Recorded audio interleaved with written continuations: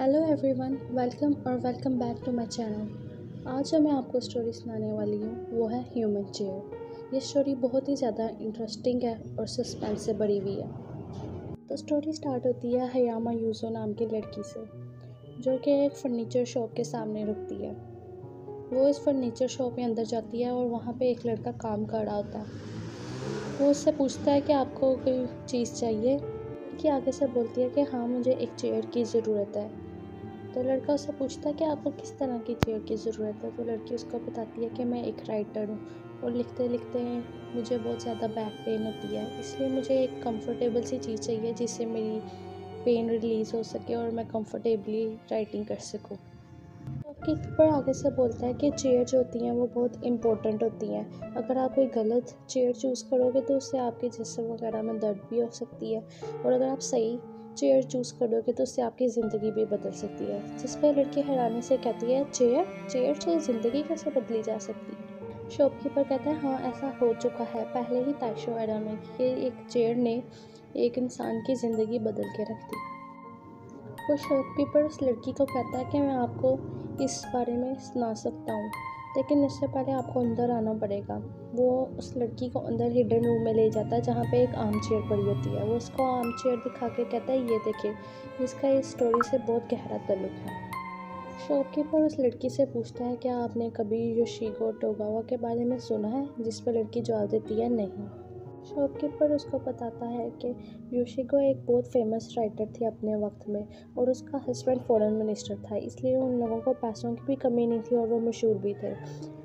योशिगो को रोज़ ही बहुत ज़्यादा लेटर्स आते थे। एक दफ़ा उसको एक ऐसा लेटर आया जिसमें ना कोई टाइटल था और ना ही उसका कोई नाम लिखा हुआ था बेचने वाले का। योशिगो उसको खोल के देखती है तो उसमें लिखा होता है मैडम, जैसे वो लेटर सिर्फ उसी के लिए ही भेजा गया। उस लेटर में एक कहानी लिखी गई थी ह्यूमन चेयर के बारे में। उसमें लिखा गया था कि एक कारपेंटर था जिसे अपने प्रोफेशन से बहुत ज़्यादा प्यार था। तो वो एक दफ़ा चेयर बनाता है और उसको चेयर में खुद को छुपा लेता है। बाद में वो चेयर एक मिनिस्टर को मिलती है और मिनिस्टर की बीवी जो है उससे उस कारपेंटर को प्यार हो जाता है।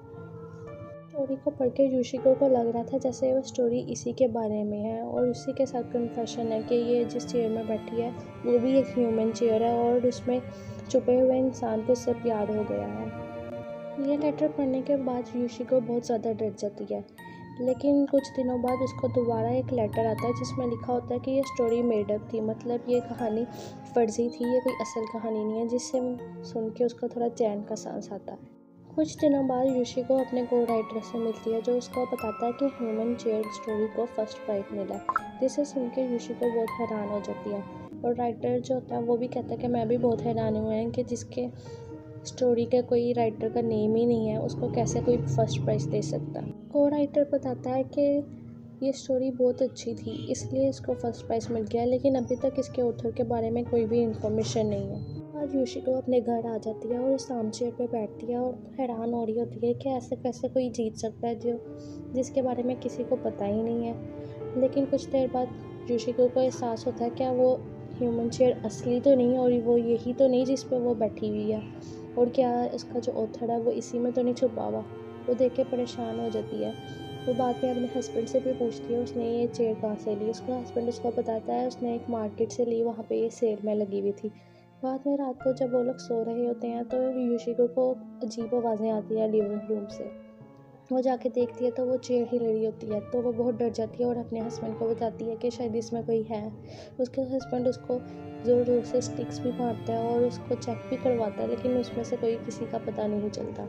कुछ दिनों बाद योशिको को सेम हैंड राइटिंग में लेटर आता है जिसमें लिखा होता है कि आप अपनी चेयर पे इतने दिन से नहीं बैठ रही, मुझे बहुत अकेला महसूस हो रहा है, और जो आपका हस्बैंड है उसने मुझे मारा था जिस वजह से मुझे बहुत ज़्यादा दर्द हुआ था।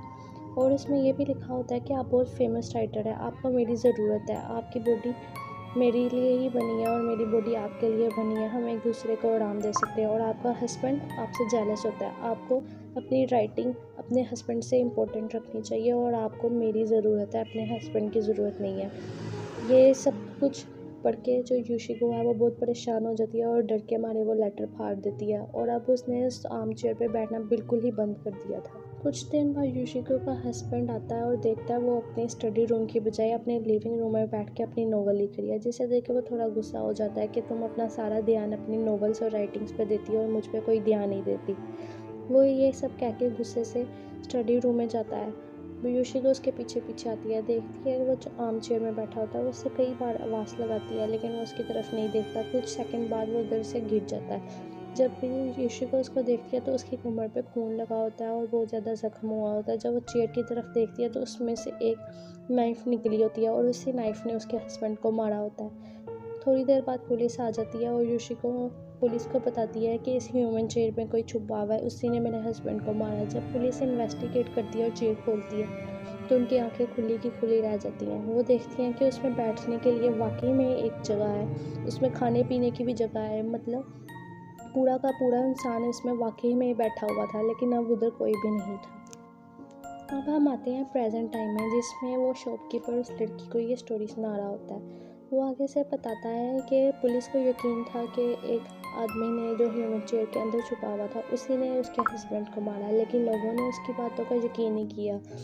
इस वजह से योशिको का राइटिंग करियर भी सारा ख़त्म हो गया था और वो थोड़ी मेंटली भी अनस्टेबल हो गई थी। और कुछ दिनों बाद वो गायब हो गई, किसी को नहीं पता वो कहाँ पे गई, किसी ने उसको नहीं देखा था। उसके बाद शॉपकीपर उस राइटर को बताता है, देखा मैंने आपको कैसे कहा था कि एक चेयर ज़िंदगी बदल सकती है। इस पे वो राइटर पूछती है, क्या ये चेयर वही है? तो उस पे शॉपकीपर कहता है कि नहीं है, वो चेयर नहीं है, लेकिन इसका बहुत इंपॉर्टेंट रोल है इस स्टोरी से। ये कह के वो उस चेयर को खोलने लगता है। जब वो खोलता है तो देखता है उसमें 2 डेड बॉडीज़ एक दूसरे के ऊपर पड़ी होती हैं चेयर में। उसके बाद शॉपकीपर बताता है कि ये डेड बॉडी योशिको की है और उस आदमी की है जो उसकी चेयर में रह रहा था। जब योशिको गायब हुई थी वो इसी आदमी के साथ रहने चली गई थी। ये काफ़ी टाइम तक साथ रहे और इनके बच्चे भी हुए। अब जो भी इनके बच्चे हैं उनको ये चेयर पास ऑन होती रही। फिर थोड़ी देर बाद शॉपकीपर बताता है, क्या आप यकीन करेंगी अगर मैं आपको कहूँ मैं भी उनका ही बच्चा हूँ? जिस पे वो राइटर बहुत शॉक हो जाती है। शॉपकीपर उसको कहता है कि आप भी तो एक फेमस राइटर हैं, आपको भी ज़्यादा ज़रूरत होगी चेयर की ताकि आप आराम से अपनी राइटिंग लिख सकें। अगर आप चाहें तो मैं आपके लिए एक बहुत अच्छी चेयर बना सकता हूँ। जिसे सुन के यूजुहा बहुत ज़्यादा डर जाती है और उस शॉप से चीखें मारते हुए बाहर चली जाती है। जब वो घर आती है तो रिसर्च करती है इस बारे में, तो उसको पता चलता है ये स्टोरी असली है, जिससे वो बहुत डिस्टर्ब हो जाती है और अपनी कोई राइटिंग नहीं लिख सकती। वो बहुत परेशान होती है और अभी तक उसने कोई नोवेल वगैरह नहीं लिखी होती। कुछ देर बाद उसकी बेल रिंग होती है। जब वो जाके देखती है तो वही ह्यूमन चेयर की शक्ल की चेयर उसको किसी ने डिलीवर की होती है। उसे देख के बहुत ज़ोर से चलाने लग जाती है और बहुत डर जाती है। कहानी यहाँ पे ख़त्म होती है। अगर आपको वीडियो अच्छी लगी और आप इस तरह की और स्टोरी सुनना चाहती हैं तो प्लीज़ मेरे चैनल को सब्सक्राइब करें।